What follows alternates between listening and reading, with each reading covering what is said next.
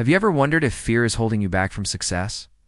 What if I told you that fear isn't your enemy but your friend? Stick around to find out how. In this video, we'll dive into the science of fear and discover whether it's a friend or foe. We'll learn how to harness the power of fear to fuel your success. So let's get started. When we think of fear, we often associate it with negative feelings and experiences. Fear of failure, fear of rejection, fear of public speaking. These fears can hold us back and prevent us from pursuing our dreams. But what if there's more to fear than meets the eye? What if fear can be our friend? Before we can determine whether fear is a friend or foe, we need to understand what fear is. Fear is a natural human emotion that's hardwired into our DNA. When we perceive a threat, our amygdala, which is the part of our brain that processes emotions, activates the fight-or-flight response. This response triggers the release of hormones like adrenaline and cortisol, which prepare our body to either fight the threat or run away from it. So in that sense, fear is our friend because it's there to protect us from harm. For example, if you see a bear while hiking, fear will activate your fight-or-flight response, giving you the energy and focus to either confront the bear or escape. In that situation, fear is a valuable tool for survival. However, when fear becomes chronic and kicks in despite no real physical danger, it can become a foe. For example, public speaking anxiety is a common fear that many people experience. But did you know that it can actually be helpful? According to psychologist and author of the book Daring Greatly, how the courage to be vulnerable transforms the way we live, love, parent, and lead. Vulnerability is the cornerstone of all emotions. And emotions, whether we perceive them as good or bad, are meant to energize and guide us.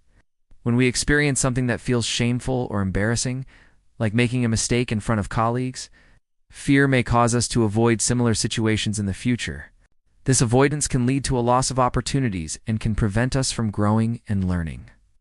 When we allow fear to control our actions, it becomes a foe rather than a friend.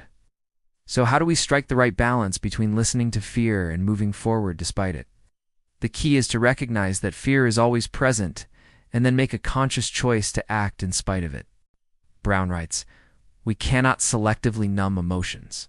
You can't say, 'Hey, anxiety, you stay here. I'm going to go over there and eat this whole bag of donuts and you do, and get to come with me.' Our nervous system simply doesn't work that way.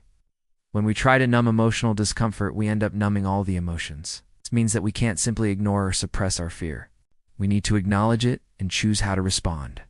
One way to do this is through exposure therapy, which involves gradually exposing ourselves to the things we fear in a safe environment. By facing our fears head-on, we can learn to control them and use them to our advantage. For example, if you're afraid of public speaking, you could join a public speaking group and practice speaking in front of others. By doing so, you'll gain confidence, and eventually your fear will become more manageable. Another way to use fear as a fuel is to reframe the way we think about it. Fear is often accompanied by negative thoughts such as, "I'm not good enough," or "What if I fail?"